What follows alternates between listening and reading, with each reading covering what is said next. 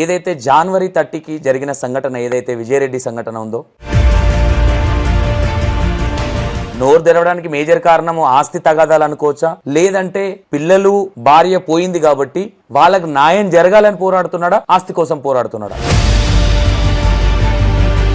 మా బొమ్మర్ది చాలా మంచోడు, మా అత్త చాలా మంచిది చెప్పడం అయితే జరిగింది. ఈ రోజు మీరు అగ్నిస్ట్ గా మాట్లాడాల్సి వస్తుంది. అంటే దీనికి కారణాలు ఓన్లీ నీ పిల్లలకు నీ భార్య చనిపోవడానికి న్యాయం జరగాలనుకుంటున్నారా, లేదంటే ఆస్తి తగాదాలు ఏమన్నా గొడవలు అవుతున్నాయా? ఇప్పుడు వాళ్ళు వచ్చేది ఏంటంటే, వాళ్ళు ఆస్తి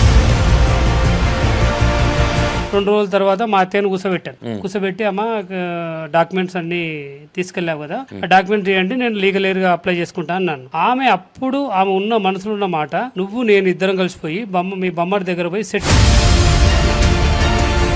70 లక్షలు ఇవ్వమని అడుగుతున్నాడు బొమ్మడిది అని చెప్పింది. అంటే ఈ 70 లక్షలు నేనెందుకు ఇవ్వాలమ్మా, 70 లక్షలు ఏం సెటిల్మెంట్ చేయాలో నాకేం అర్థమైతలేదు అని చెప్పాను.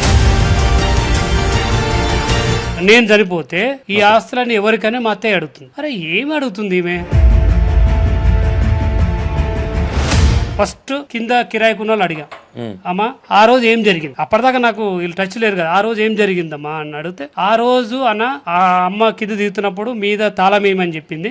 ఇప్పుడు 4 సంవత్సరాలు ఉంటున్నాం మేము, ఏ రోజు అమ్మ మీద తాళం వేయమని చెప్పలేదు. అక్క నిద్రపోతుంది, బయట తాళం వేయ వెళ్ళిపోయిన తర్వాత ఒక 2 అవర్స్ తర్వాత పోలీసు వాళ్ళు వచ్చారు. విజయరెడ్డి చనిపోయింది ఇదే ఇల్లా అని. అమ్మ ఇప్పుడే చెప్పింది అక్క పడుకుందని, వీళ్ళు వచ్చి చనిపోయారు అంటున్నది. నాకు డౌట్ మీద డౌట్ ఎందుకు వస్తుంది అంటే, ఆ రోజు 3 గంటల సేపు ఉండి గోల్డ్ బంగారము డబ్బులన్నీ తీసుకెళ్లిపోయింది. నెక్స్ట్ రోజు ఎవరో వచ్చారు ముగ్గురింటికి, ఎవరు అనేది తెలుస్తలేదు. 25 రోజుల దాకా నాకు ఏదో ఇది నిజం కాకపోవచ్చేమో, రేపు పొద్దున్న పిల్లలు వస్తారేమో. ఏ విధంగా ఉన్నాడు ఆ టైంలో మీ చిరంజీవి, మీ బామ్మర్ది ఏ విధంగా ఉన్నాడు మీతోనే? ఏ విధంగా ఉన్నా అంటే, బావా ఎవరు చెప్పినా నమ్మొద్దు, ఏమి చెయ్యొద్దు, మనం మంచి రైల్వే పోలీస్ స్టేషన్ దగ్గరకు వచ్చారు. మా బొమ్మడిది మా అత్త వచ్చిన తర్వాత వాళ్ళని రిక్వెస్ట్ చేసి, కారు ఆడ చెర్లపల్లి రైల్వే స్టేషన్ ఉంది కాబట్టి నాకు బ్యాక్ పెయిన్ వస్తుంది, నేను రావడానికి కష్టమవుతుంది, బ్యాక్ పెయిన్ వస్తుంది, నాకు కారు కావాలని అడిగారు. నా డౌట్ ఏంటంటానా, ఒకటే, కారు బ్యాక్ పెయిన్ కోసం తీసుకున్నావా, లేకపోతే అలా ఎవిడెన్స్ ఉన్నాయని తీసుకున్నావా?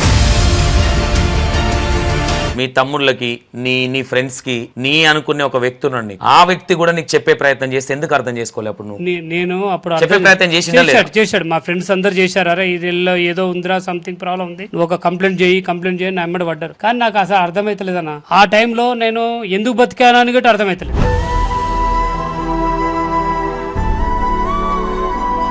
వాళ్ళు బ్లాక్ మెయిల్ చేసిరా, బయట నుంచి థ్రెడ్ వచ్చినాయా, ఏమైందో తెలియదు. కానీ అన్ని విషయాలు మా అత్తయ్యకు, మా బొమ్మర్దికి, మా బొమ్మర్ది పిల్లలకు అన్ని విషయాలు, వాళ్ళిద్దరు చాలా క్లోజ్. నేను అందుకే టాటో వేసుకున్నాను, టాటో చూపించింది ఆ మధ్య కాలంలో, అప్పుడే స్టార్టింగ్. లేదండి, టాటో వేసుకోవడానికి ఒకటి సెంటిమెంట్ గా మా వైఫ్ ను ఫూల్ చేయడానికి. ఒక 1 year ముందు ఈ మస్తే అక్క అంత దూరం ఉండేది, ఇద్దరికి పడేది కాదు, వరదేమో లక్ష్మి అంటే వదిన అని కూడా భయపడుకుంటూ వచ్చేది. అసలు ఆమె 2 months లో ఎవ్రీ వీక్ ఇంటికి రావడం ఎందుకు, ఎవ్రీ వీక్ ఇంటికి వచ్చి ఆమెతోటి మీటింగ్ పెట్టడం ఎందుకు? అంటే నీ మీద ప్రేమ ఎక్కువ ఉంది వదిన, నువ్వు నాకేదని ఇయ్యి. వీళ్ళు కావాలని మీడియా ముందు మా చెల్ల పేరు మీద నేను మొత్తం ఆస్తులు చేశాను, ఆయన చెప్పడం మా బిడ్డ పేరు మీద మొత్తం ఆస్తులు చేశాను, ఇదే టాపిక్ మొత్తం అప్పుడు ఇదే చేశారు. ఎందుకు చేశారు అంటే, రైల్వే పోలీస్ స్టేషన్ దగ్గర ఫేస్ టు ఫేస్ అన్నాడు, నిన్ను చంపుతాను, నేను ఉండని. అంటే నాకు ఎవరు లేరా నాన్న, నేను ఒక్కని ఒంటరిగా ఉన్నా నాన్న. అంటే ఇప్పుడు మీరందరు లేరా అన్న, మీడియా మిత్రులు లేరా, పోలీసులు లేరా, ప్రజలు లేరా, నన్ను చంపుతుంటే ఊకుంటారా అన్న మీరందరూ?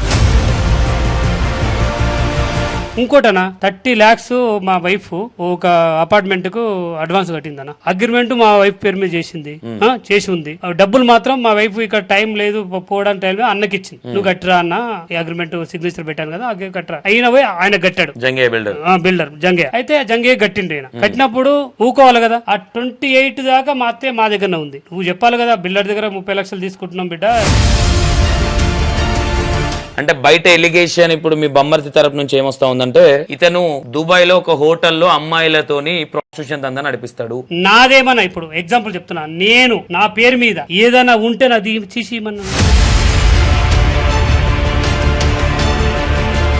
Hi hello welcome to E96 TV. నేను మీ సంతోష్. ఏదైతే జనవరి 30కి జరిగిన సంఘటన, ఏదైతే విజయరెడ్డి సంఘటన ఉందో, చెర్లపల్లి రైల్వే స్టేషన్ లో జరిగిన సంఘటన, ఇద్దరు పిల్లలతో పాటు జరిగిన సంఘటన వల్ల హస్బెండ్ తో మనం ఉన్నాం. ఒకసారి ఆ టైంలో మనం తీసుకున్నాం ఆల్రెడీ. ఆ టైంలో చాలా మౌనం పాటించిండు వాళ్ళ హస్బెండ్.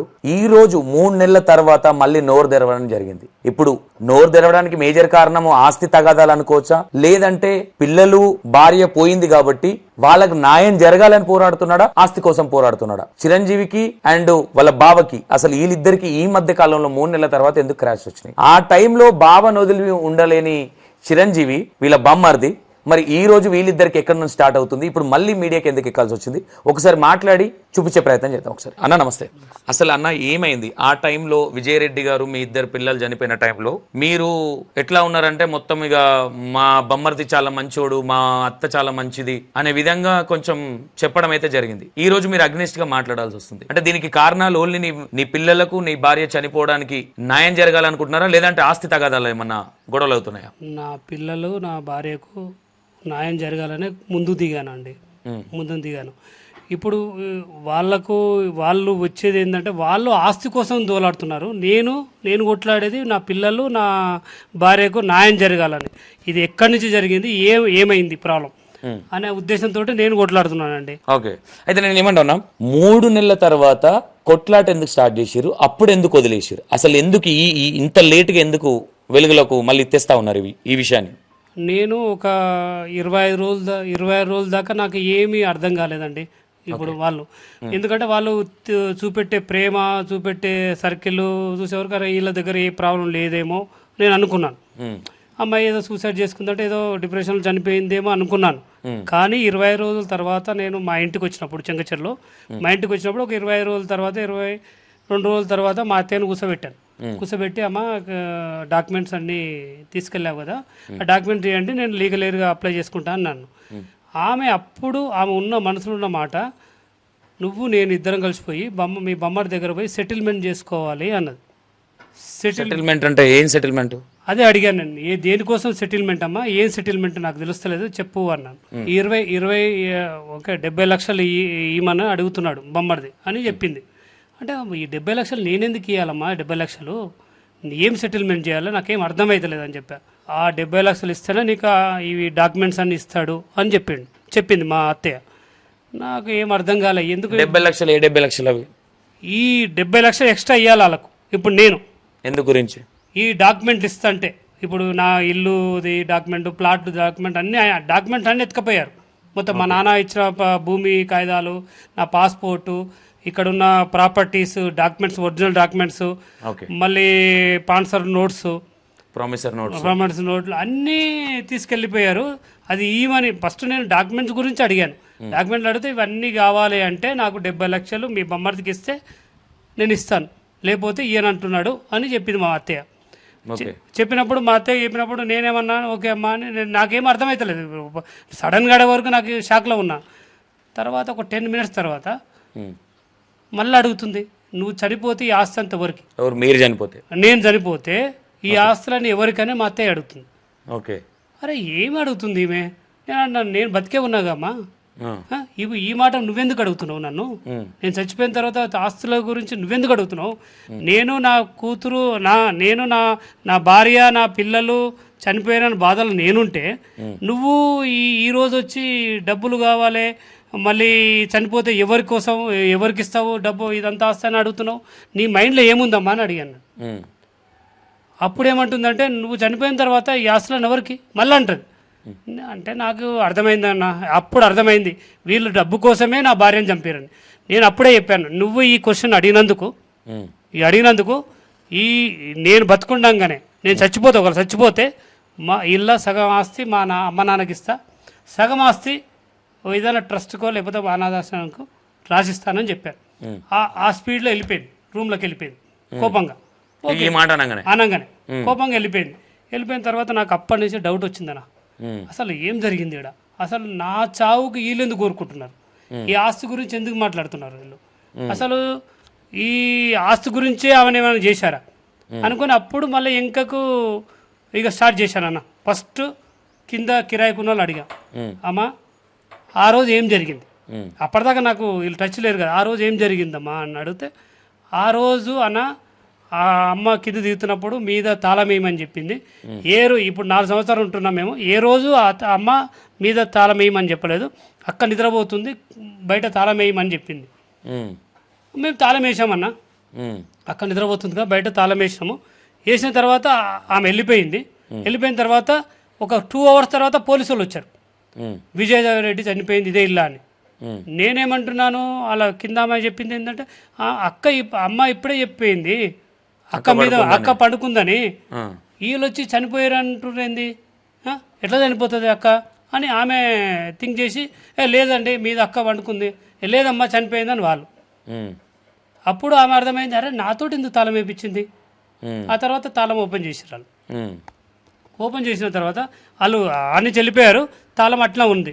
తాళం ఉన్న తర్వాత ఈ అమ్మాయికి తర్వాత నాకు డౌట్ వచ్చింది, అరే ఈమెతోటి ఎందుకు వేయించింది, ఎందుకు ఈమె పోయింది అంటే ఏదో సంథింగ్ తెలుసు వీళ్ళకు, తెలియక కాదు. ఆ రోజు 30వ తారీఖు రోజు 31వ తారీఖు మార్నింగ్ 12:40కి చనిపోయింది. 4 o'clock మార్నింగ్ 31వ తారీఖు మార్నింగ్ అంటే నైట్ 31వ తారీఖు నైట్ అంటే 30వ తారీఖు నైట్ 30వ తారీఖు ఎర్లీ మార్నింగ్ 12:40 చనిపోతే వాళ్ళకు 4 గంటలకు ఫోన్ వచ్చిందన్న. 4 గంటలకు ఫోన్ వచ్చింది, మా బొమ్మడి తెత్తలేదు అన్నాడు. ఓకే 5 గంటలు మళ్ళీ చేసిరు అన్నాడు. 5 గంటలు చేసినప్పుడు ఆయన తెలిసినప్పుడు అమ్మకు ఫోన్ చేసి చెప్తాడు కదా, అక్క చెల్లె చనిపోయిందని చెప్తాడు కదా. ఈమె ఆ 7 గంటలప్పుడు మంచిగా రెడీ అయ్యి గోల్డ్ ఉన్న లోపల ఉన్న కొంచెం గోల్డ్ వేసుకొని ఈ తాళం వేరే వాళ్ళకి చెప్పి తాళం వేసుకొని పోయింది. అంటే మా అత్త మా డౌట్ ఏంటంటనా, ఇప్పుడు ఆమెకు తెలియలేదు అనుకో, ఈ తాళం ఎందుకు ఏమంటది, తాళం ఇప్పుడు తాళము వేయడానికి కారణం ఏంటంటే, మా అత్తయ్య దగ్గర ఒక తాళం ఉంటుంది, మా భార్య దగ్గర ఒక తాళం ఉంటుంది. ఒకవేళ పోలీసు వాళ్ళకి ఈ తాళం గట్టి దొరుకుతుందేమన్న ఉద్దేశంతో గట్టి అనుకోవచ్చు కదా, ఆమె అనుకొని వేరే వాళ్ళతో వేయించింది. అంటే వేరే వాళ్ళతో వేపిస్తే అది వెళ్ళదు కదా, నేను వేయలే తాళం, ఆ తాళం నా దగ్గర లేదు అని చెప్పొచ్చు. అవసరం అయితే వేసిన మీద కూడా నూకేయచ్చు. అది ఎట్లా అనేది తెలియదు, ఆమె ప్లానింగ్ ఏందనేది నాకు అర్థం కాలే. ఆ తర్వాత ఆమె పోయింది, వీళ్ళు వచ్చారు, వచ్చిన తర్వాత నాకు ఇంకో డౌట్ వచ్చింది, అసలు ఏం జరగచ్చు. అయితే అమ్మాయి ఇప్పుడు నాకు డౌట్ మీద డౌట్ ఎందుకు వస్తుంది అంటే, ఆ రోజు 3 గంటల సేపు ఉండి గోల్డ్ బంగారము డబ్బులన్నీ తీసుకెళ్ళిపోయింది. నెక్స్ట్ రోజు ఎవరో వచ్చారు ముగ్గురింటికి, చనిపోయిన రోజు తెల్లారి మాకు ఆడ కార్యక్రమాలు ఈడకి వచ్చి ముగ్గురు నిలబడ్డారు. ఎవరు అనేది తెలుస్తలేదు. ఆమె మళ్ళీ మా కింది రూమ్ అతనికి ఫోన్ చేసింది, రూమ్ కిరాయికుంటోళ్ళకు. లేదు మా అత్తయ్య ఫోన్ చేసింది ఈయనకు, ముగ్గురు వచ్చారు మీ రూమ్ లో పెట్టుకో కింద. నేను చెప్పా నేను పెట్టుకోనమ్మా నాకేం అవసరం అని ఆయన అన్నాడు. ఆయన కూడా అక్కడనే ఉండు దహనం కాడనే ఉన్నాడు. ఉండగానే కొంచెం బయలుదేరంగానే ఫోన్ చేసింది. తెల్లారి మళ్ళీ సడన్ గా వచ్చింది, చావైపోవని ఎమ్మడే వచ్చింది ఇక్కడికి ఉప్పల్కు. మళ్ళీ 3వ రోజు వచ్చినప్పుడు చిరంజీవి బొమ్మర్ది వాళ్ళ మరదలు తీసుకొచ్చింది, ఇంకోడు ఓడు, ముగ్గురని చెప్పింది. వీళ్ళు ఎందుకున్నారు, సావు రోజు ఆడికి రావాలి కదా, మన ఇంటికి రావాలి కదా, ఈడేం పని చేస్తున్నారు, ఈడ లాకర్ ఇచ్చారా, ఏదైనా లాక్ ఇచ్చారా, లోపల చెక్ చేశారా, ఏం అర్థమైతలేదు అన్న. ఈడ కన్ఫ్యూజ్లో ఉన్నా మొత్తం నేను. అన్న ఒక విషయం ఇక్కడ, ఆ రోజు కూడా మీతో ఎవరైనా మీడియా వాళ్ళు మాట్లాడుతుంటే కూడా మీ బొమ్మర్ది ఎవరైతే చిరంజీవి ఉన్నాడో మీ పక్కనే ఉంటున్నాడు, మరి మీ మీద అంత అతి ప్రేమ చూపించేటప్పుడు మీకు ఎందుకు డౌట్ రాలేదు? నీ పక్కనే మీడియా వాళ్ళు ఏమైనా క్వశ్చన్లు అడుగుదామంటే కూడా నీ పక్కనే ఉన్నాడు, వాస్తవం కాదా? మరి అప్పుడు నీకు ఎందుకు డౌట్ రాలేదు? నాకు డౌట్ రాలేదు, నేను ఎందుకంటే నాకు షాక్ లో ఉన్నాను. నేను అసలు వీళ్ళు ఎవరు వచ్చారు, డిప్రెషన్ లో ఉన్నాను, ఎవరు వస్తారు, ఏం మాట్లాడుతారు, ఏం అర్థమైతుంది నాకు.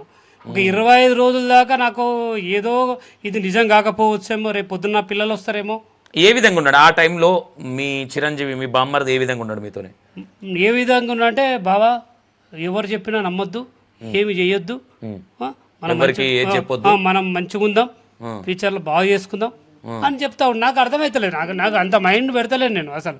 ఆయన ఏం చెప్తున్నాడు అంతే. నాకు ఎందుకు అంటే చనిపోయారు బాగా మనం మంచిగా ఉందాం ఇక మనం ఎవ్వరికి ఏది చెప్పొద్దు, ఈ లొల్లి అంతా బంద్ అయిపోవాలన్నట్టు ఇంటెన్షన్. ఇంట్రెక్షన్ పెట్టాడు ఆయన. ఇన్స్ట్రక్షన్ పెట్టిన తర్వాత 3వ రోజు వాళ్ళు జిఆర్టీ రైల్వే పోలీస్ స్టేషన్ దగ్గరికి వచ్చారు. ఎవరు? మా బొమ్మర్ది మా అత్త. ఓకే. వచ్చిన తర్వాత వాళ్ళని రిక్వెస్ట్ చేసి కారు ఆడ చెర్లపల్లి రైల్వే స్టేషన్ ఉంది కాబట్టి నాకు బ్యాక్ పెయిన్ వస్తుంది, నేను రావడానికి కష్టమవుతుంది, బ్యాక్ పెయిన్ వస్తుంది, నాకు కారు కావాలని అడిగారు. నా డౌట్ ఏంటంటనా ఒకటే, కారు బ్యాక్ పెయిన్ కోసం తీసుకున్నావా లేకపోతే అలా ఎవిడెన్స్ ఉన్నాయని తీసుకున్నావా? ఓకే. ఎందుకంటే 3 గంటల సేపు ఈడుండి ఇవన్నీ జరిగినావు, లోపల పేపర్ కాల్చావు, పేపర్లో లోపల పేపర్లని బురద ఉన్నాయి, మళ్ళీ ఆడికెళ్ళి అల్లేమని ఉందని చెక్ చేసావా అని నాకు తెలియదు. ఓకే. ఇన్ని రోజుల దాకా ఆయన దగ్గరే పెట్టుకున్నాడు కారు. ఇంకో విషయం ఏంటంటే ఆ టైంలో ఆ సందర్భంలో మీ తమ్ముళ్ళకి నీ ఫ్రెండ్స్కి నీ అనుకునే ఒక వ్యక్తి ఉన్నాడు నీకు బాగా క్లోజ్. ఒకానొక టైంలో నువ్వు దుబాయ్ పోయినావు, నీతో పాటు ఆయన కూడా దుబాయ్ పోయి వచ్చిండు. ఆ వ్యక్తి కూడా నీకు చెప్పే ప్రయత్నం చేస్తే ఎందుకు అర్థం చేసుకోవాలి? అప్పుడు నువ్వు నేను అప్పుడు చెప్పే ప్రయత్నం చేశాడు. మా ఫ్రెండ్స్ అందరు చేశారు, అరే ఇది ఏదో ఉందిరా, సంథింగ్ ప్రాబ్లం ఉంది, నువ్వు ఒక కంప్లైంట్ చేయి నా ఎమ్మడి పడ్డారు. కానీ నాకు అసలు అర్థమవుతలేదన్న. ఆ టైంలో నేను ఎందుకు బతికానని కూడా అర్థమవుతలేదు. ఆ సిచ్యువేషన్లో ఎందుకు నా పిల్లలు నా భార్య చనిపోయినాక నేను ఇంకా బతకాలా అనిపించింది ఒక స్టేజ్లో. నేనెందుకు నాకెందుకు ఇది జీవితం అనిపించింది. ఆ స్టేజ్లో ఎవరు చెప్పినా నేను ఏ పరిస్థితి లేను, నాకు బతకాలన్న ఆశ గట లేదన్న ఆ టైంలో.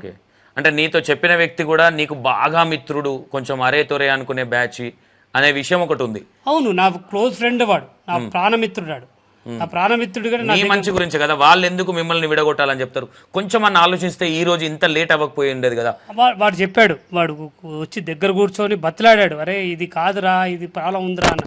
నాకు ఆ ఇన్నే మైండ్లో లేను నేను. అంటే మీడియం మైండ్ అంటే ఆ మైండ్ డిస్టర్బ్లే ఉంది నాకు. ఎవరు ఏం చెప్తున్నా అంటున్నాను కానీ దాని మీద మైండ్కి వెళ్తలేదు. నా ఆలోచన మొత్తం నా పిల్లలు చనిపోయారు, నా భార్యను చనిపోయింది. అసలు ఏం జరిగిందనే కన్ఫ్యూజన్లో ఉన్నా. నా భార్యను చనిపోయింది, నా పిల్లలు చనిపోయారు. ఇప్పుడే మాట్లాడితే ఏమైంది ఆలోచనలే ఉన్నా నేను. కాదు, మీ బమ్మర్ది విజయరెడ్డి చనిపోయినప్పుడు నీ మీద ప్రేమ చూపించిండు కదా, అలాంటి ప్రేమని అంతకన్నా ముందు కూడా ఉండేదా? విజయరెడ్డి చనిపోయినాకనే ఆ ప్రేమ చూపించిండా? విజయరెడ్డి చనిపోయినాక ఎక్కువ అయింది, అంతకుముందు లేదు. అంతకుముందు నార్మల్గా ఉండేది. అంత ఆనుకొని రుద్దుకునేది లేదు, నార్మల్గా ఉండేది. ఆ తర్వాత ఏదో కొత్తగా ఏదో నేను బాధలు ఉన్నా వాళ్ళని కాపాడుతున్న ఉద్దేశంతో అంతా టచ్ చేసుకొని మళ్ళీ ఎవరితోటి మాట్లాడకుండా కవర్ చేసుకుంటూ ఆయన ఉండేది. ఎవరితో నువ్వు ఏది మాట్లాడతావేమో, వీళ్ళ గురించి ఏమైనా చెప్తావేమో అని భయప్రాంతాలకు గురై నిన్ను ఒక సెక్యూరిటీ చేసి 100%. ఆ టైంలో నేను తర్వాత ఆలోచించింది చూసుకుంటే కరెక్టే. వాళ్ళు చేసింది నన్ను కవర్ చేస్తూ ఉన్నారు. నేను ఏం చేస్తున్నా, ఎక్కడ పోతున్నా, ఏం ఎవరితో మాట్లాడుతున్నా, ఫ్రెండ్స్ తోటి మాట్లాడుతున్నా. ఎగ్జాంపుల్ చెప్తాను. మా సార్ వచ్చాడు, పెరమారెడ్డి అని నా గురువు గారు. నాకు ఈ భవిష్యత్తు ఇచ్చిన ఆయన్నే. ఆయన వచ్చి పర్సనల్గా నన్ను ఇంట్లో రూమ్లో తీసుకుపోయి అసలు ఏం జరిగింది సూరి, నాకు అంటే కన్న కొడుకులాగానే చూసుకుంటాడు ఆయన. ప్రతి విషయంలో ఆయన నాకు హెల్ప్ చేస్తాడు. దగ్గర కూర్చోబెట్టుకొని అరే ఏమైంది నీకు అని. నువ్వు పోతప్పుడు ఒకటే మాట చెప్పాడు, వీళ్ళిద్దరి దగ్గరనే ప్రాబ్లం ఉంది, జాగ్రత్త ఉండు చెప్పిండు. మా అత్తయ్య మీ బొమ్మడి దగ్గరనే ప్రాబ్లం ఉంది, నువ్వు జాగ్రత్తగా ఉండు. నాకు డౌట్ వచ్చింది, ఎందుకంటే ఆయన ఏం మాట్లాడుతున్నా వీళ్ళిద్దరూ సమాధానం చెప్తారు. నీతో పాటు సీక్రెట్ మాట్లాడిన దాంట్లో కూడా వచ్చారు. సీక్రెట్ మాట డోర్ కాడ వచ్చి నిలబడ్డారు. ఏం మాట్లాడుతున్నారు నన్ను అడిగాడు. మళ్ళీ తర్వాత ఆయన మాట్లాడిపోయిన తర్వాత అడిగాడు, ఏం చెప్పాడు, ఏం అడిగాడు, మిమ్మల్ని ఏం చెప్పాడు అనేది. ఏం చెప్పలేదు, బొమ్మడితే అడిగాడు నన్ను, ఈసారి ఏం చెప్పాడు మీకు అంటే నేను ఏం చెప్పలేదు, నార్మల్గా మాట్లాడామని అన్నీ చెప్తాం మనం. ఆ టైంలో ఆయన క్లియర్ కట్ చెప్పాడు. మా ఫ్రెండ్స్ గిట్ట, మా కొలీగ్స్, ఫ్రెండ్స్ అందరు చెప్పాడు, సురేందర్ జాగ్రత్త, వాళ్ళిద్దరే ఈయన చేశారు, జాగ్రత్త చూసుకోండి. ఆయన బెంగళూరులో ఉంటాడు సార్, మీరు జాగ్రత్త చూసుకోండి అని ఎప్పుడు మళ్ళీ నాకు వారం ఫోన్ చేసి నా బాగోగులు తెలుసుకుంటూ ఉంటాడు. ఓకే. మొత్తం మీద ఫైనల్గా ఇప్పుడు ఏదైతే విజయరెడ్డికి సంబంధించిన కేసులో ఏం జరిగింది అనుకుంటున్నారు, ఏం చేశారు అనుకుంటున్నారు, మరి ఎవరు చేశారు అనుకుంటున్నారు? ఇప్పుడు మా వైఫ్ చనిపోవడానికి కారణము మా అత్తయ్య, మా బొమ్మర్ది వాళ్ళ భార్య. వాళ్ళే చేసి ఉండరు 100% అనుకుంటా. ఎందుకంటే వాళ్ళకి అన్ని విషయాలు తెలుసు. మా దగ్గర ఎంత డబ్బు ఉందని తెలుసు, ఎంత గోల్డ్ ఉందని తెలుసు, మేము ఏం చేస్తున్నాం కూడా అంత తెలుసు. ఇప్పుడు ఆమెకు ప్రెజర్ చేసామనుకో, ఉన్న డబ్బాని ఇస్తుంది, గోల్డ్ అని ఇస్తుంది, ఏదైనా ఇస్తుందని ఆశతోటి మా అత్త బాగా ప్రెషర్ చేసింది మా వైఫ్ మీద. ఓకే. వైఫ్ మీద ప్రెషర్ చేసి తట్టుకోలేనంత ప్రెషర్ ఓకే. చేసింది కాబట్టి ఆమె చనిపోవడానికి కారణమైంది. అంటే వీళ్ళు ఏదన్నా బ్లాక్మెయిల్ చేసిరో, నేను ఇంకోటి కూడా చెప్తాను, వాళ్ళు బ్లాక్మెయిల్ చేసిరా, బయట నుంచి థ్రెడ్ వచ్చినాయా, ఏమైందో తెలియదు. కానీ ఆ అన్ని విషయాలు మా అత్తయ్యకు, మా బొమ్మర్ది పిల్లలకు అన్ని విషయాలు తెలుసు, నాకు చెప్పలే.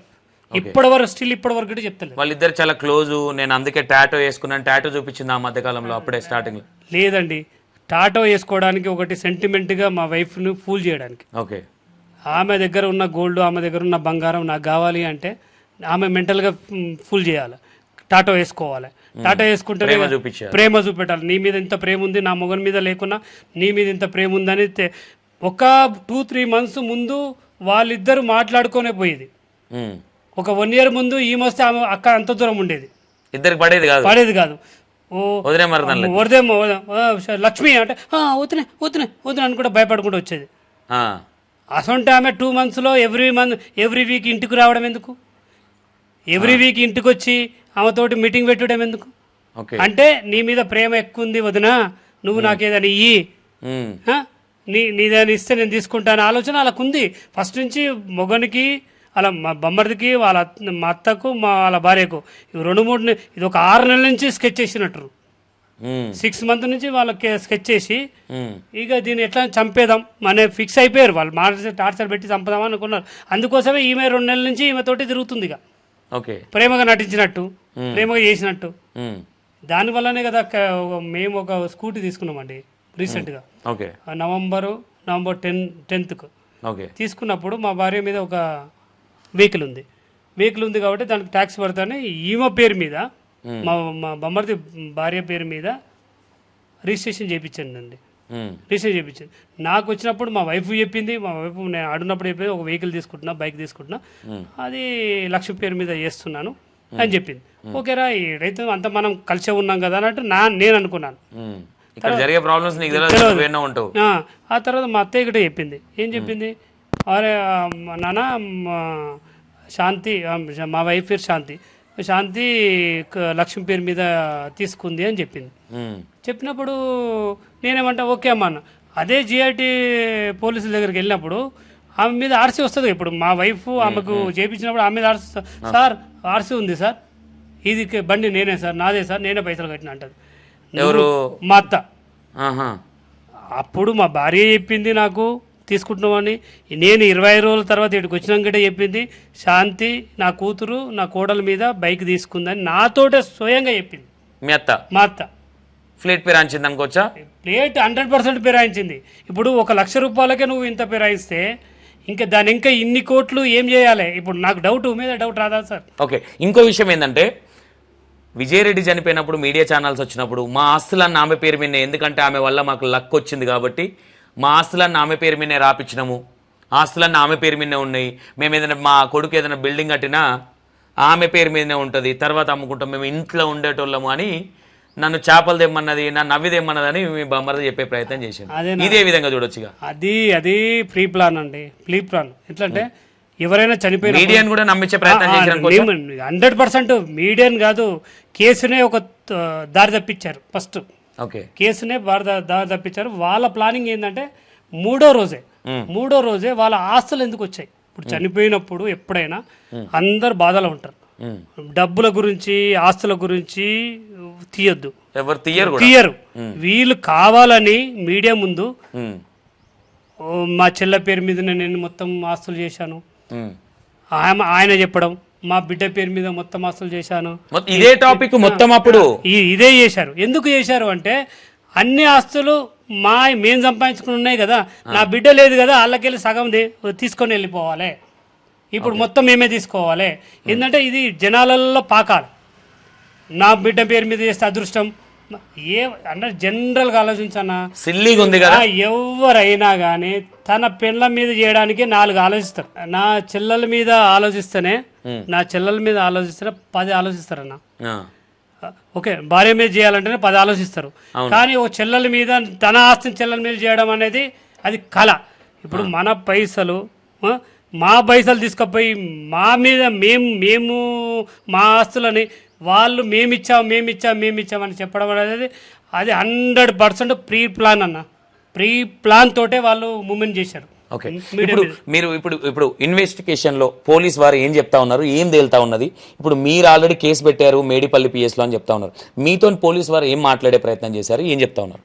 మేడిపల్లి పిఎస్లో ఒకటి చెప్పారన్న, నేను పోలీస్ కేసు అంటే సిఐ గారికి ఇచ్చాను, నాకు వీళ్ళ మీద అనుమానం ఉంది అని. అనుమానం ఉంది అన్నప్పుడు వాళ్ళు ఏం చెప్పారంటే, ఓకే మేము దీన్ని ఇన్వెస్ట్ చేస్తాము, 2 daysలో మాకు ఇప్పుడు బందోబస్తు ఉంది, తర్వాత నేను చేస్తాము, ఖచ్చితంగా మీకు న్యాయం చేస్తాము. తర్వాత నేను అడిగాను, సార్ నాకు థ్రెడ్ ఉంది, నాకు బెదిరిస్తున్నారు, నన్ను చంపుతామని బెదిరిస్తున్నారు అంటే, ఎవరు ఇది అనేది? మా బొమ్మర్ది చిరంజీవి చంపడానికి ప్రయత్నిస్తుండు అని నేను చెప్పాను. నా డైరెక్ట్ నాతో ఫేస్ టు ఫేస్ అన్నాడు కదా, అన్నాడా? రైల్వే పోలీస్ స్టేషన్ దగ్గర ఫేస్ టు ఫేస్ అన్నాడు.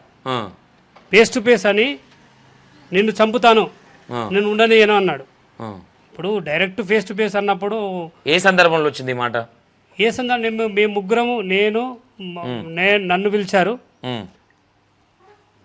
నన్ను పిలిచారు, మా అత్తయ్యను మా బొమ్మర్ది పిల్లని పిలిచారు.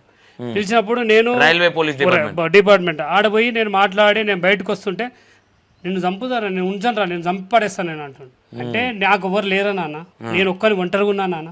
ఇప్పుడు అంటే ఇప్పుడు మీరందరు లేరా అన్న, మీడియా మిత్రులు లేరా, పోలీసులు లేరా, ప్రజలు లేరా, నన్ను చంపుతుంటే ఊకుంటారా అన్న? మీరందరూ బెదిరిస్తాడు ఎందుకన్నా? ఓకే, నా డబ్బులు ఉందా ఏమన్నా బెదిరించినట్టుగా? బెదిరిస్తున్నప్పుడు సిఏ గారు విన్నారు, అప్పుడే అన్నారు, ఏం బెదిరిస్తున్నావు, చప్పులు ఫస్ట్ తీసి బొక్కలు లుక్తానని చెప్పాడు సిఏ గారు. బెదిరేకు, ఎందుకు బెదిరిస్తున్నావు, ఇక్కడ ఇల్లు అనుకుంటున్నావు, ఇది పోలీస్ స్టేషన్ ఇదే అని బెదిరించాడు. అప్పుడు బెదిరించినప్పుడు సైలెంట్ అయిపోయాడు. అందుకే అన్న, ఇప్పుడు పోలీస్ డిపార్ట్మెంట్ ఉన్నప్పుడు ఇంకా వేరే దగ్గర ఉన్నప్పుడు ఆయన బెదిరిస్తుంటే నాకు థ్రెడ్ ఉన్నట్టే కదా 100%. మీడియానే బెదిరించింది. అదేనన్నా, ఆయనకి ఏంటంటే ఇప్పుడు ఇంకోటనా 30 lakhs మా వైఫ్ ఒక అపార్ట్మెంట్కు అడ్వాన్స్ కట్టిందన్న, కొందామని 45 lakhs అయితే 30 lakhs కట్టింది, ఇంకా 50 lakhs కట్టాలా చనిపోయే ముందు.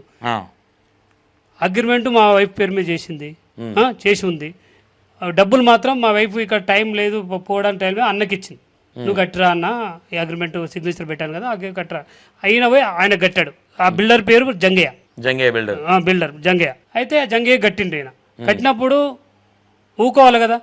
27 తారీఖు ఫిబ్రవరి 27 తారీఖు రోజు ఆ 30 లక్షలు తీసేసుకున్నాడు వాళ్ళ దగ్గర నుంచి, బిల్డర్ దగ్గర నుంచి. సంతకం పెట్టింది మీ వైఫ్ కదా? మా సంతకం పెట్టింది మా వైఫ్.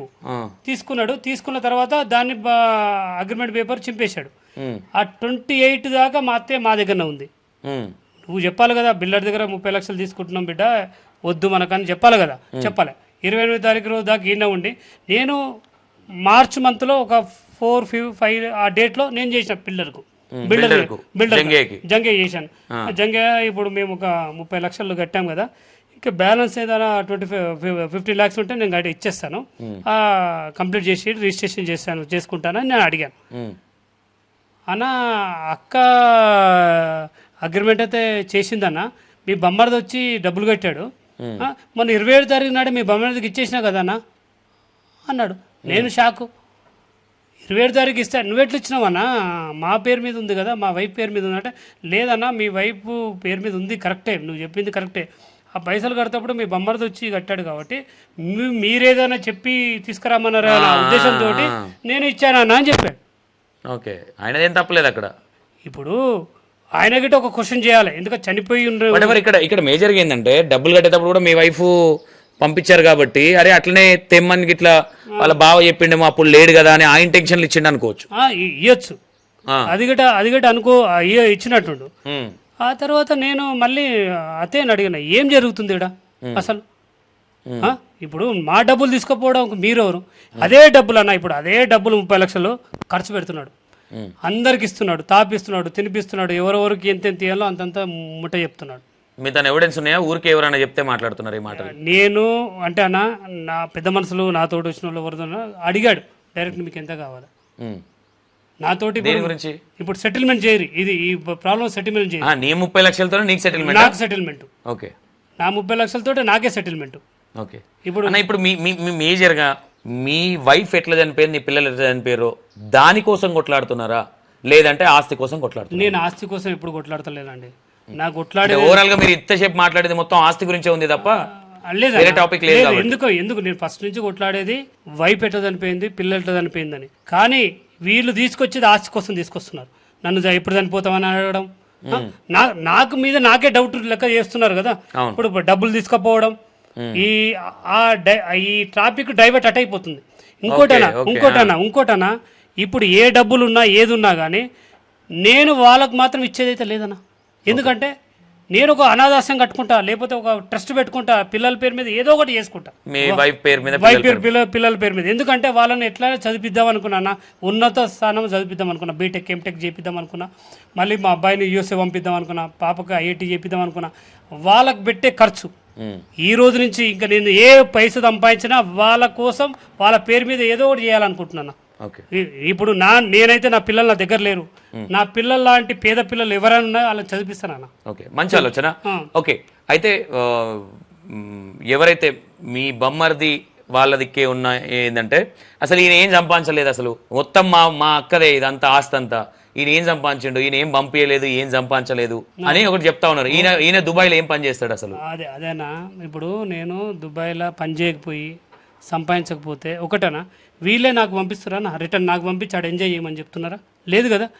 ప్రతి 18 సంవత్సరాలు నేను పంపించి నా దగ్గర ఫుల్ డేటా ఉంది అన్న, ఎప్పుడెప్పుడు ఏం పంపించాను, ఏమి ఉంది, పొల్లు నాకు క్లారిటీగా ఉంది. ఎందుకంటే ట్రాన్స్ఫర్ ఉంటే కదా నా బ్యాంక్. మీరు దుబాయ్లో ఏం చేస్తారు అక్కడ? దుబాయ్లో ఇది సాఫ్ట్వేర్లో ఒక సెక్షన్ మేనేజర్గా పనిచేస్తున్నాను ఇప్పుడు ప్రెజెంట్. అంటే బయట ఎలిగేషన్ ఇప్పుడు మీ బొమ్మర్తి తరపు నుంచి ఏమొస్తా ఉందంటే ఇతను దుబాయ్లో ఒక హోటల్లో అమ్మాయిలతోని ప్రాస్టిట్యూషన్ దందా నడిపిస్తాడు అనే మాట ఒకటి అన్నారు. ఓకేనన్నా అన్న ఇది ఒక విషయం అన్నందుకు ఓకే, థ్యాంక్ యూ అన్న. దుబాయ్ పోలీస్ వాళ్ళు తక్కువ పోలీస్ ఏమి కాదన్న, వాళ్ళది నెట్వర్క్ చాలా పెద్దగా ఉంటుంది. ఇటువంటి దందాలు నడిపేయడానికి ఛాన్స్ లేదన్నాడ. ఒక హోటల్లో నడిపిస్తాను ఎవిడెన్స్ ఉన్నాయని చెప్తా ఉన్నాడు. ఎవిడెన్స్ ఉంటే అన్న, నేను ఎవిడెన్స్ గురించి మాట్లాడదంటే నేను వేరే తిరిగి మాట్లాడతాను. ఎవిడెన్స్ అన్నా, నువ్వు ఏ ఫోటో చూపెట్టి ఇది ఈయన ఉన్నాడు ఆయన ఉన్నాడు అంటే కరెక్ట్ కాదు కదా. నాదేమన్నా ఇప్పుడు ఎగ్జాంపుల్ చెప్తున్నా, నేను నా పేరు మీద ఏదైనా ఉంటే నా తీసి ఇమ్మన్నాను, ఉంటే తీసి ఇమ్మన్నాను చెప్పండి. ఇప్పుడు పోలీస్ డిపార్ట్మెంట్ అంటే దుబాయ్ పోలీస్ వాళ్ళు నా మీద ఏదైనా ఉంటే నన్ను తీసుకుపోయి జైలు వేసేస్తారన్నా, ఇండియాకి ఎందుకు పంపిస్తారన్నా? నడిపించిండు పెద్ద పత్తిత్ అనుకుంటుండా అది ఇది అని మాట్లాడుతా ఉన్నా. గలీజ్ దందనా, నార్మల్ దందనా. ఇప్పుడు నువ్వు అలిగేషన్ చేసి అంత దిగజారి నేను పోలేదన్నా. నువ్వు ఏం చేశావో నేను చెప్తా. నువ్వు ఏం చేశావు, ఇంట్లోకి వెళ్ళి బయటకు వెళ్ళావు. 18 ఏళ్ళు నువ్వు ఇంట్లోకి వెళ్ళి తాగి పండుకొని తాగే ఉంటావు. నువ్వు పని చేసి బిల్డింగ్ కట్టిస్తాడు కదా, ఏమి కట్టాడు ఆయన, ఏడ కట్టించుంటే ఒక లిస్ట్ తీయమన్నా. అమ్ముతాడు అది అచ్చొస్తుంది ఆమె పేరు మీద అయితే అని చెప్పిండు కదా అప్పుడు. లేదన్నా కదా అన్నది. లేదన్నా, అది ఏంటంటే మా డబ్బులు తీసుకుపోయి, ఇప్పుడు ఎగ్జాంపుల్ చెప్తున్నానా, ఒక 40 లక్షల ప్లాట్ తీసుకుంటాను అనుకోనా, మా డబ్బులే తీసుకుపోతాడు. అది 40 లక్షలు తీసుకున్నావా 35 లక్షలు తీసుకున్నావా మా వైఫ్ కు తెలియదు. నువ్వు 40 లక్షలు తీసుకుంటావు, అక్కడ 30 లక్షలే కడతావు, 5 లక్షలు నువ్వు మింగుతావు. ఓకే, ఈమెకేం తెలియదు, ఓన్లీ రిజిస్ట్రేషన్ కాడ పోయి రిజిస్ట్రేషన్ చేసేస్తుంది. మళ్ళీ అమ్మేటప్పుడు 2-3 నెలల తర్వాత మళ్ళీ సేమ్, నువ్వు 40 నుంచి 42 లక్షలకు అమ్ముతావా 45 లక్షలుగా అమ్ముతావో తెలియదు. ఈమెకు 42 లక్షలు వచ్చినా అంటావు, 41 వచ్చినా అంటావు. ఈమె ఓకే అన్న సిగ్నేచర్ పెట్టేసి, ఇవ సిగ్నేచర్ పెట్టాడు ఒకటే 7. ఆమెకి ఏమి తెలియదు. మీ వైఫ్ డబ్బులతోనే ఈయన రొటేషన్ చేస్తాడు అంతే. అది కంటే తక్కువ 10-15 ప్లాట్లు ఉండొచ్చు అట్లా రొటేషన్. అప్పుడు ఒకసారి ఈమె మా వైఫ్ డబ్బులు ఇస్తేనే కొన్ని మోసం చేశాడు. అంటే ఇది అక్కడ లాజ్ చేస్తే ప్రతిదీ మా వైపు కరెక్ట్ అడుగుతుంది. ఇప్పుడు 40 లక్షలు ఇచ్చామా, 40 లక్షలు ఏం తెచ్చావు, ఎడగొన్నావు, అది రిజిస్ట్రేషన్ నా పేరు మీద ఉండాలి అన్ని. ఇప్పుడు నీ దగ్గర డబ్బు ఉంటే అన్న ఒకటి, నీ దగ్గర డబ్బు ఉంటే నీ పేరు చేసుకుంటావు, నీ భార్య పేరు చేసుకుంటావు, నీ అమ్మ పేరు చేసుకుంటావు. నా భార్య పేరు మీద ఏం చేస్తావు? అదృష్టం అనేది కాదన్నా, అది ఒక చిన్నగా అదేంట ఏమంటారన్నా అంటే పబ్లిసిటీ చేసుకోవడం. పబ్లిసిటీ ఎందుకంటే నేను రియల్ ఎస్టేట్ చేస్తున్నా అని పబ్లిసిటీకి అందరికి చెప్పుకున్నావు కదా. అవి ఎవరి పైసలు? మా పైసలు అంటే నీ ఇజ్జత్ ఉండదు కదా. అందుకే మా చెల్ల పేరు మీద చేస్తున్నా, అందరు అదే చెప్పారు. మీ అత్త అదే చెప్పింది, మీ బొమ్మర్ది అదే చెప్పిండు, మీ బొమ్మర్ది వైఫ్ కూడా అదే చెప్తారు. ఎందుకంటే అదొకటే స్కెచ్ చేసి మాట్లాడతారు కదా. ఇప్పుడు మేజర్గా మీ విజయరెడ్డి చనిపోవడానికి కారణం ఎవరు అనుకుంటున్నారు? విజయరెడ్డి చనిపోవడానికి కారణం మా వైఫ్, పిల్లలు చనిపోవడానికి కారణం మా అత్త, మా బొమ్మడిది పెండ్లమే అనుకుంటున్నాను. 100% వాళ్ళు అనుకుంటున్నాను. వాళ్ళని విచారిస్తే అన్నీ తెలుస్తాను. దీని ఇంకా ఎవరైనా ఉండని, ఓకే, వాళ్ళే కాదు ఇంకెవ్వరైనా ఉండని, కానీ వాళ్ళు బయటికి రావాలి, ఓకే, వాళ్ళకి న్యాయం చేయాలి. ఎందుకంటే చనిపోయిన దానికి కారణం ఏంది నాకు తెలియాలి ఫస్ట్. వాళ్ళు ఎందుకు చనిపోయారు, వాళ్ళకి ఏ రకం ప్రాబ్లం లేదు, ఏ రకమైన ఇబ్బంది లేదు, ఏ సైడ్ నుంచి ప్రాబ్లం లేనప్పుడు ఎందుకు చనిపోతారు? అమ్మ నాన్న నుంచి ప్రాబ్లం లేదు, భర్త నుంచి ప్రాబ్లం లేదు, ఎవరి నుంచి ప్రాబ్లం లేనప్పుడు ఎట్లా చనిపోతారు? ఇప్పుడు కనీసం ఇప్పుడు మీ బొమ్మర్ది కనీసం మీ పాపకి ఇట్లా ఒక కురుపు వస్తేనే వారం రోజులు హాస్పిటల్ దగ్గర ఉండి టాబ్లెట్లు ఇచ్చి అంత ప్రేమగా చూసుకున్నా అని చెప్పిండు. ఓకే ఓకే అన్న. ఇప్పుడు మా కూతురు వాళ్ళ ఫ్రెండ్స్ని అడగండి, నేను చెప్తే నిజం కాదు, మా ఫ్రెండ్స్ని అడగండి, ఆయన ఎలా చూసేది ఎలా కొట్టేదో మా పాపని. ఇది మాకు అప్పుడే తెలుసు కానీ సైలెంట్ ఉన్నాం. ఆ అమ్మాయిని ఎట్లా కొట్టేది, ఆడు ఎంత దారుణంగా కొట్టేది, ఈ బొట్టమే కోసం అంత బాధపడతాడు, కొడతాడా మనిషిని? కొట్టాడు కదా.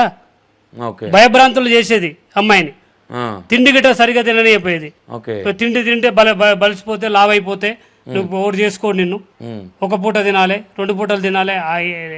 ఎదిగే పిల్లలకు అట్లా ఏం కారణంతో కొట్టేటోడు మీ బిడ్డని? భయం పెట్టాలి, అంతే, భయపెట్టాలి. కొడతారు ఎవరైనా ఆడపిల్లల్ని? అడంతే ఒక సైకో.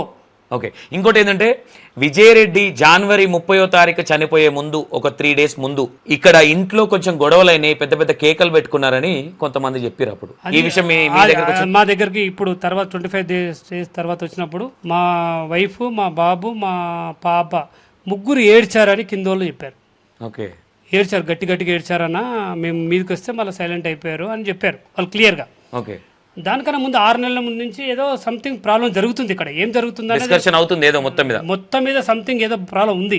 అది పోలీసు వాళ్ళే బయటకు తీయాలి, ఎందుకంటే అది మనకు తెలియంది మనం చెప్పలేం. పోలీసు వాళ్ళ నుంచి బయటకు రావాలి. ఇదైతే నేను కన్ఫర్మ్ చెప్తాను.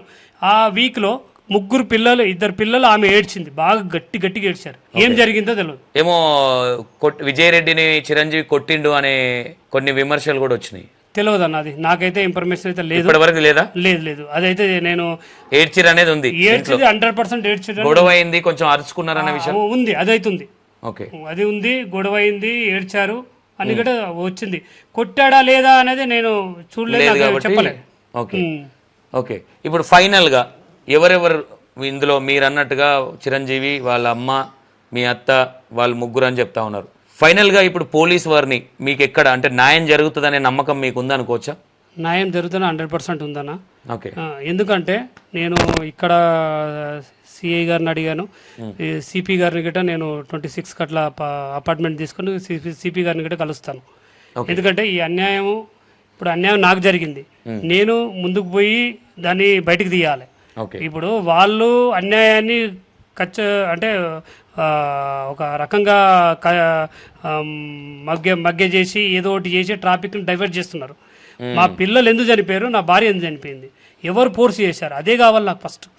ఓకే ఓకే, ఇప్పుడు ఫైనల్గా మీ చిరంజీవి మీ బొమ్మర్దికి ఏం చెప్పాలనుకుంటారు మా E960 త్రూగా? నేనేం చెప్తున్నా, నువ్వు నిజాలు ఒప్పుకో. నువ్వేం చేసావు, మీ అమ్మ ఏం చేసేది, నీకు మీ భార్య ఏం చేసింది, నిజంగా ఒప్పుకుంటే ఓకే, శిక్ష అనేది తక్కువ పడవచ్చు, కానీ నిజమైతే ఒప్పుకో. కానీ ఎట్లయినా నిజం బయటకు తీస్తారు పోలీసులు, ఈ మీడియా మిత్రులు, కంపల్సరీ అది బయటకు వస్తుంది. నా మీద ఏదో సపరేట్ అలిగేషన్ చేసి నన్ను ఇబ్బంది పెట్టి నాకు ఏదో ఈ కేసులు తప్పుదారి పట్టిద్దాం అనేది కాదు. నిజం ఒప్పుకో, నిజం ఒప్పుకుంటే నీకు తెలిసిపోతుంది అది ఎక్కడి నుంచి జరిగిందని. నిజం ఒప్పుకోక నువ్వు నా మీద అలిగేషన్ చేయడం అనేది తప్పు.